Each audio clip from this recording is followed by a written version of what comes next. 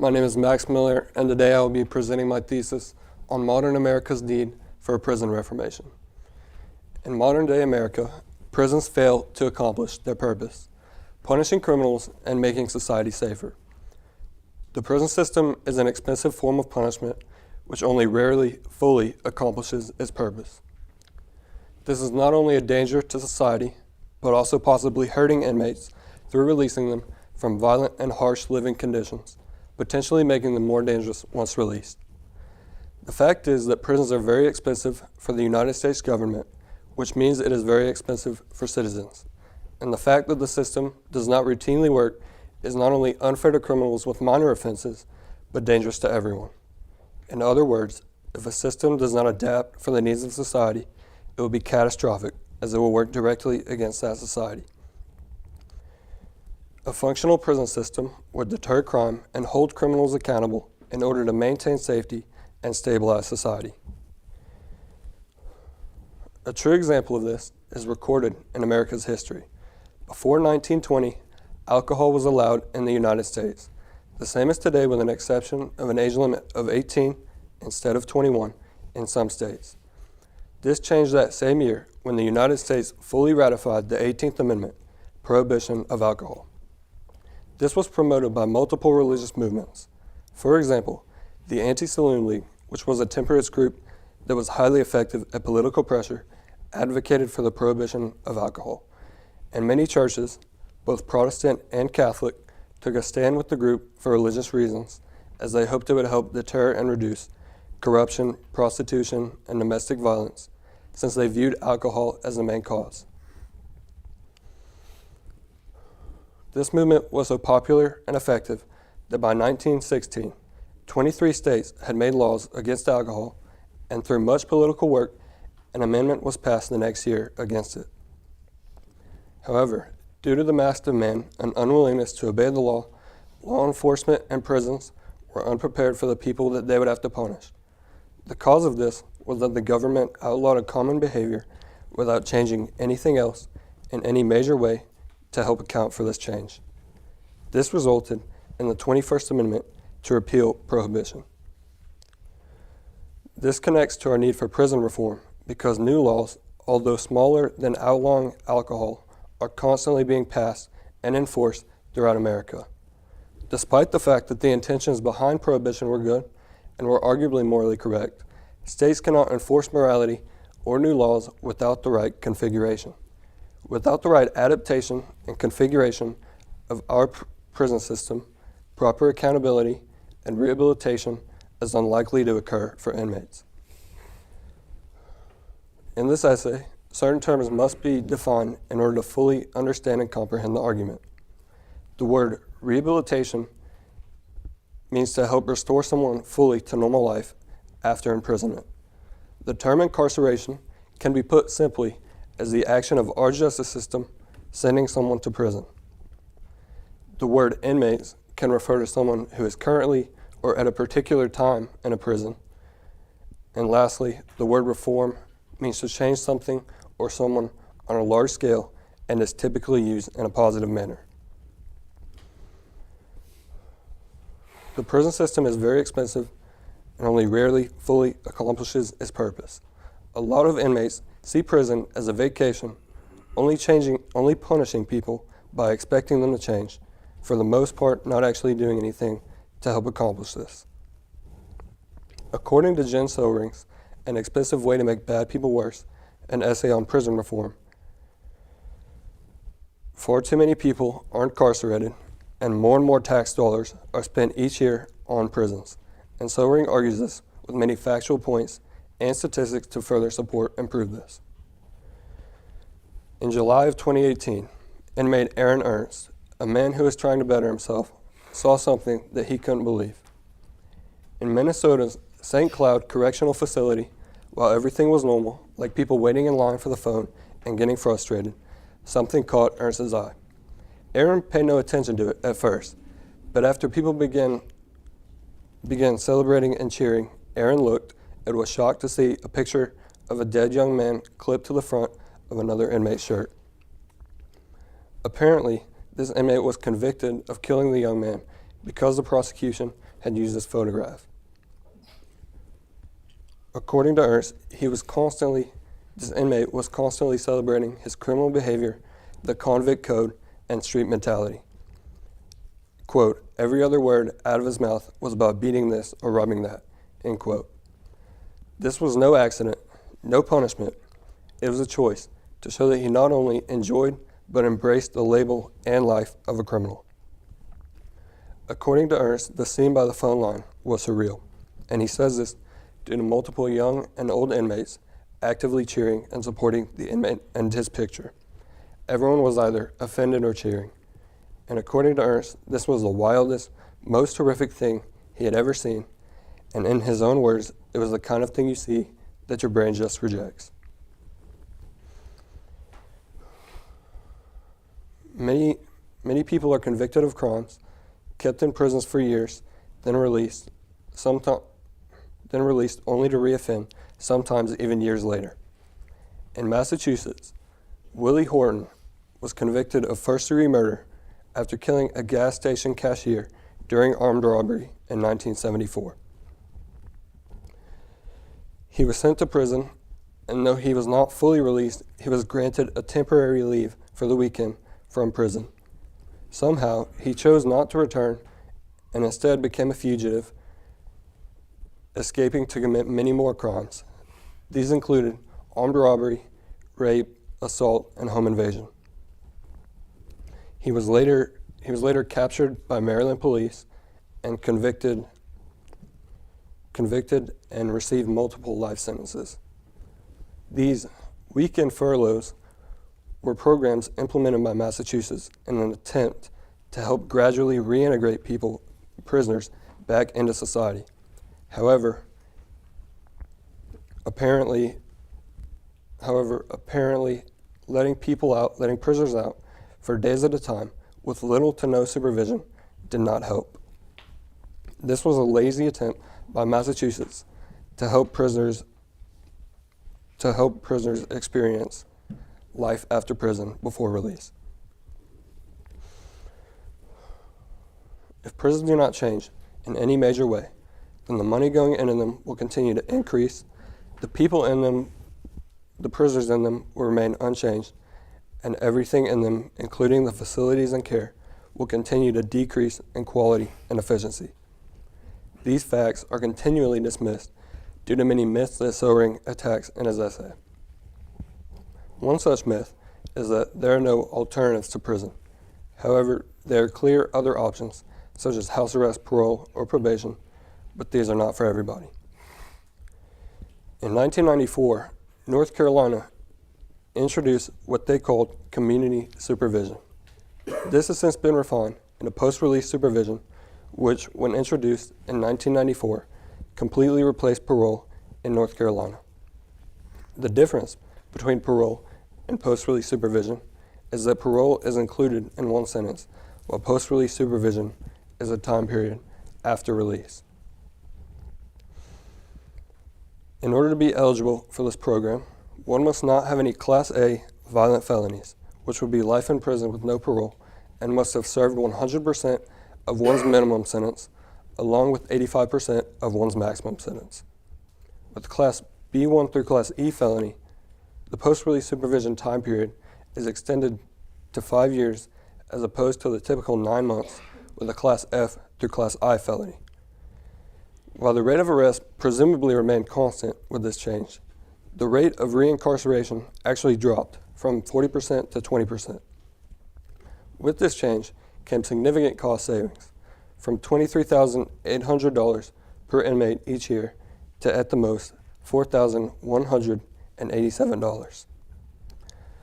While certain individuals should not qualify or be considered for this program due to Class A violent felonies, these simple changes in expenses shows how simple it really is to make a difference in terms of cost and reform of these incarcerated individuals. Another argument some have used against a prison reformation is that prisons may be expensive, but at least they prevent crime. However, many conservative criminologists have actually concluded that an increase in incarceration rate hardly decreases rates of crime. In fact, the British government's Home Office has concluded that even a 25% increase in incarceration only yielded a 1% decrease in crime rates. And in the 1980s, a study was conducted in California which showed that even a change as drastic as a 300% increase in incarceration rate only decreased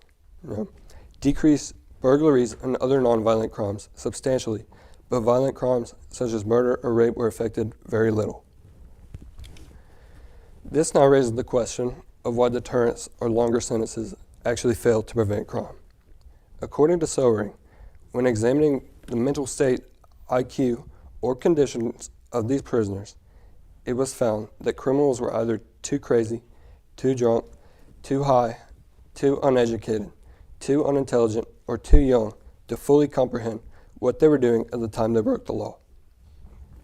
In America around 2004, it was found that around 37% of criminals were under the influence of alcohol at the time of their crimes.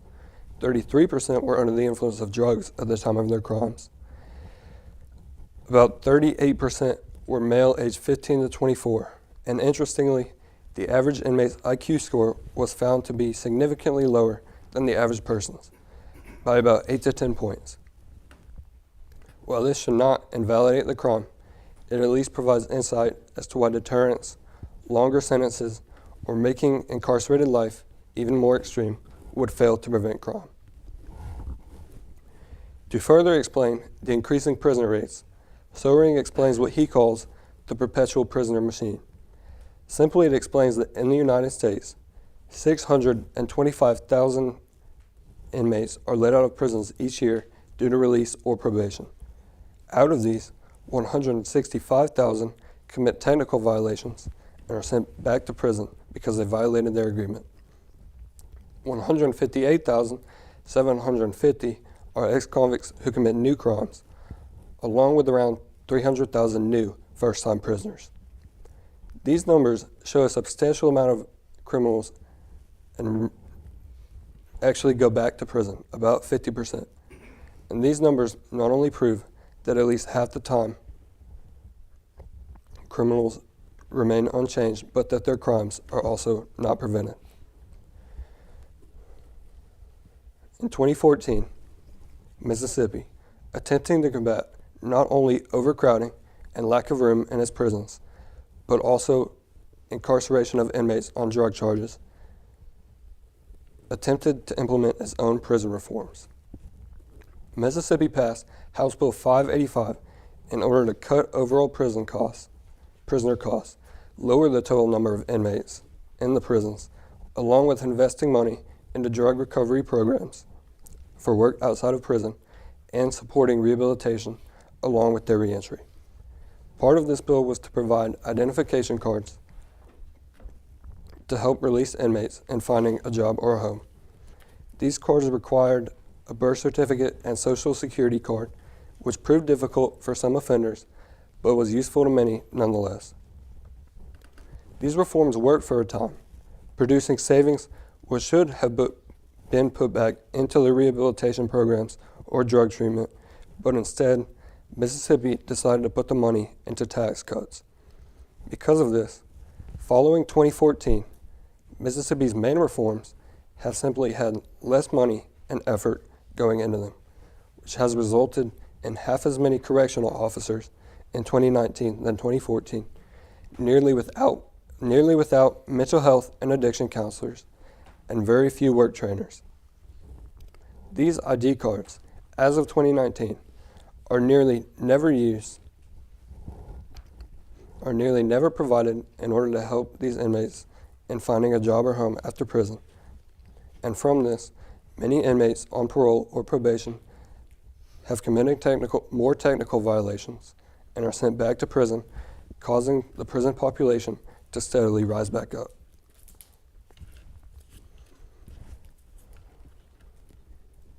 A common misconception is that the United States is in so much national debt, approximately $37.64 trillion as of 2025, according to the Fiscal Data Treasury, that adding on the money needed for a prison reformation would not be worth it.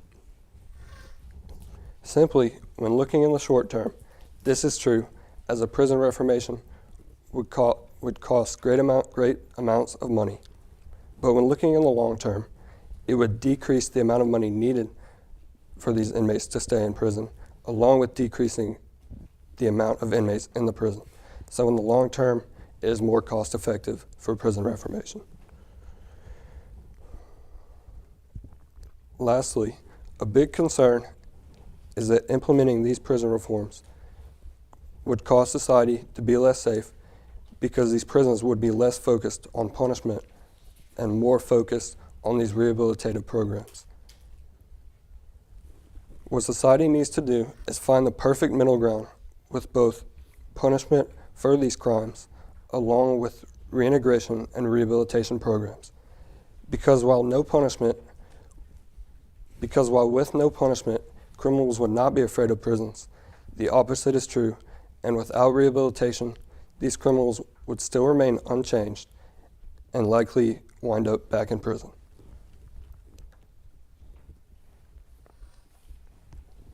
Prisons are meant to punish and correct criminals.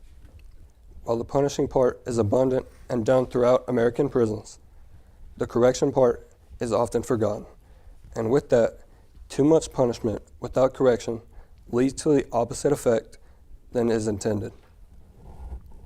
We can change this with many different reintegration programs throughout prisons. And Hebrews 13:13 tells us to remember those in prisons as though in prison with them, and those who are mistreated, since you are also in the body.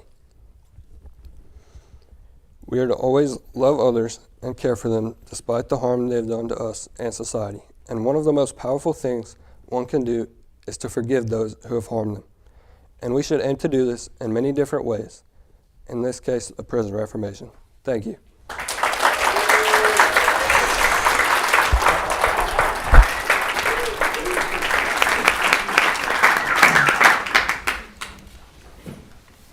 Max, I need one clarification. Something I think you tried to explain it, but I missed it. Yes.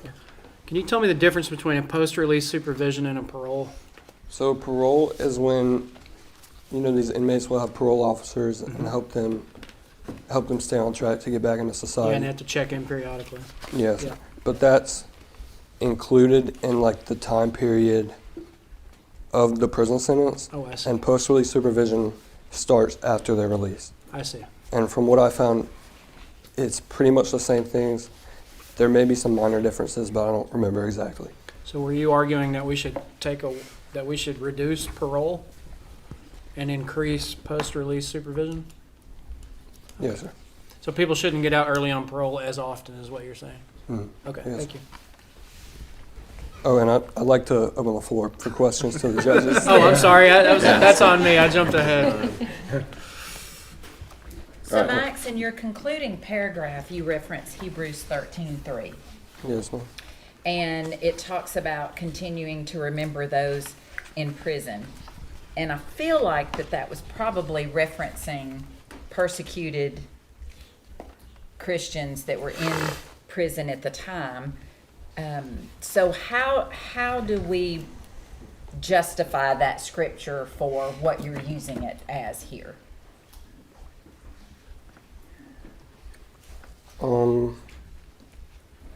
Like I said, we are to forgive people. Now, I'm more so arguing for nonviolent offenders, so more violent people.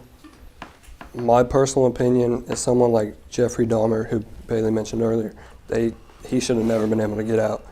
But as far as justifying the verse, I would just say we're meant to forgive and help people grow from their mistakes. Coach Napier.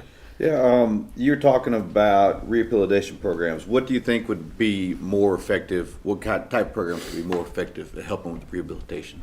So I think the easiest would be for drug treatment programs, because these people are addicted, so it'd be hard in that sense. But it's not like super violent crimes. There can be violent crimes associated with it, but that would be easy because you're changing what a person does and not completely how they think and how they live, I guess.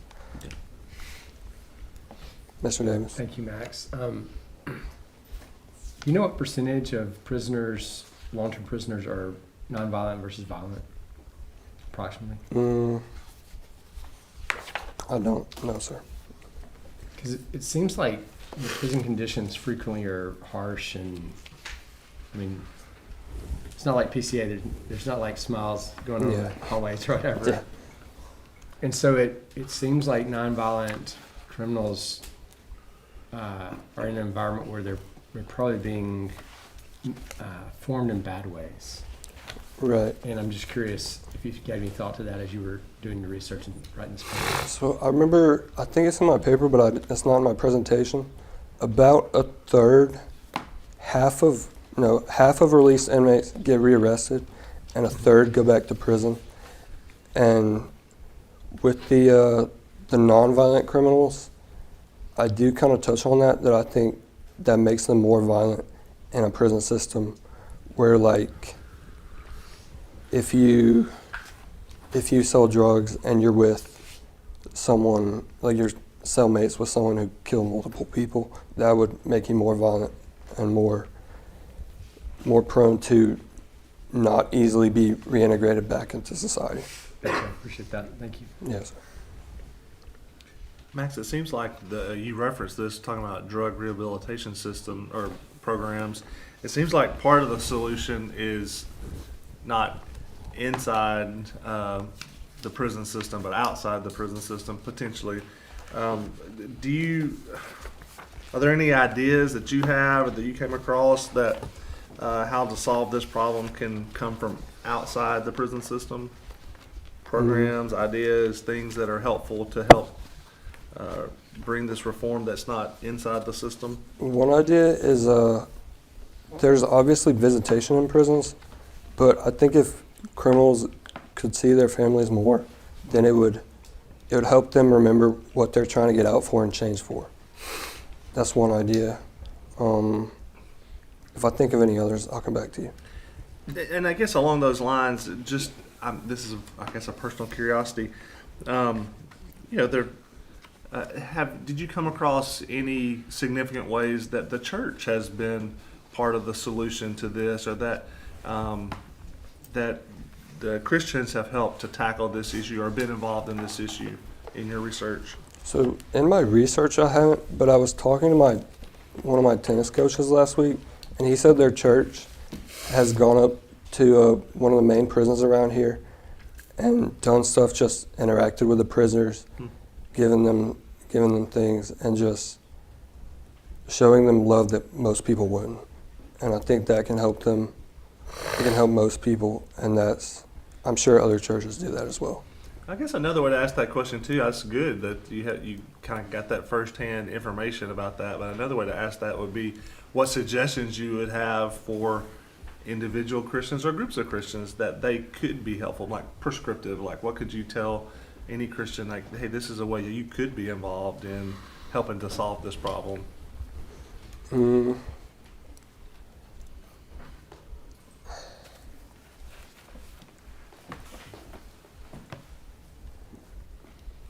I would say being more open to be inclusive to people that get out.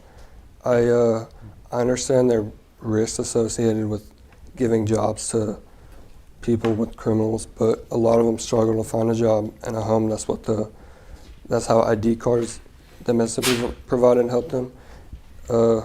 Christians could help provide maybe clothing or food in the times of struggles and hope that they get over that. Does that answer your question? Yeah, that's a good suggestion. Thank you. Max, along those lines, I know that there have been some programs that have been started where they're like businesses that are built around employing ex-prisoners. And it seems like from your paper, like 30% unemployment among prisoners is pretty high. And it's hard to figure out how to fit back in life if you don't have a job. Mm-hmm. Were there any things that you found in terms of programs that tended to work to provide jobs that were helpful that kind of thing? I know that wasn't the focus of your paper, yeah. Honestly, I didn't. No, It's sir. okay. Okay, I'm sorry.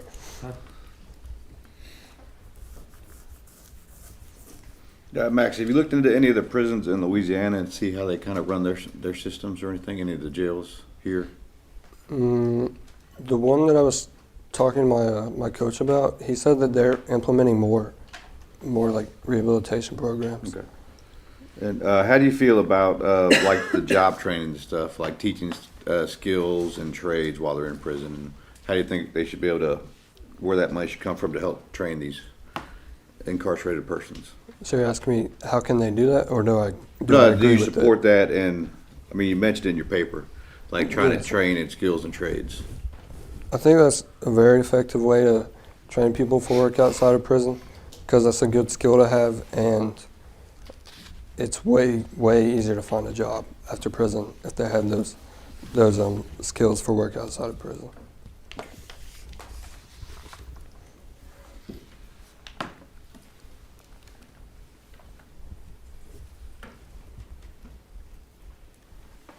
Do any of Max's classmates have a question?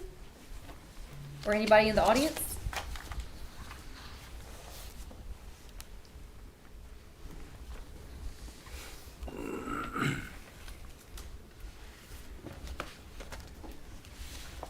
Everyone's tired. I know.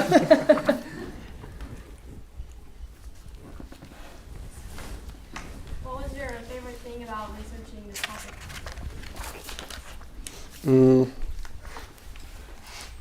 My favorite thing was seeing that even though most people or some people go back to prison, the prison population has actually been in a slight decline since 2009. So less people are actually going into prison, even though it's ever so slightly less. What made you want to choose this topic? So it's always been kind of in the back of my head, how people are treated when they get out of prison, and how hard it is to find a job and stabilize their life. And then it came time, maybe about a year ago, to choose a topic. So I just looked some up, and they were right there. I saw it. Hey, I'm going to do that. It looks interesting. Yeah. So you talked about how Mississippi had a thorough prison reform and how it really did help. And do you think if the same type of prison reform that Mississippi did was implemented like nationwide, it could decrease in the prisons if that money was put back into the prisons? Do you think that would work good in the success of prisons? Yeah. I think that's where prisons went wrong, is they put where Mississippi went wrong. I mean, they put the money, they for some reason just didn't decide to invest in the programs that were helping the prisoners, and they just, they put it back into tax cuts, and that did not help at all with the prisons. So when I was taking a class, it was one of the classes I took at LSUS. I forget which one it was, but we had to do all these different research studies, and one of them was when they decided where to build prisons, they would look where literacy rates were low. So the lower literacy rates, the higher crime rates would be. So, of course, not to make, I think everybody should read more, and we get a better education, so you're less likely to be violent, or even, I know you're talking a lot about nonviolent too, but the more educated people are, the less likely they are to go to prison. That was the purpose of the study, just to show that. So you did a good. You're such a well-mannered, such a nice student. You do so well in all the things, and to hear you talk about your interest in prison reform has been interesting along the year. So you've done a great job, Max. Very good.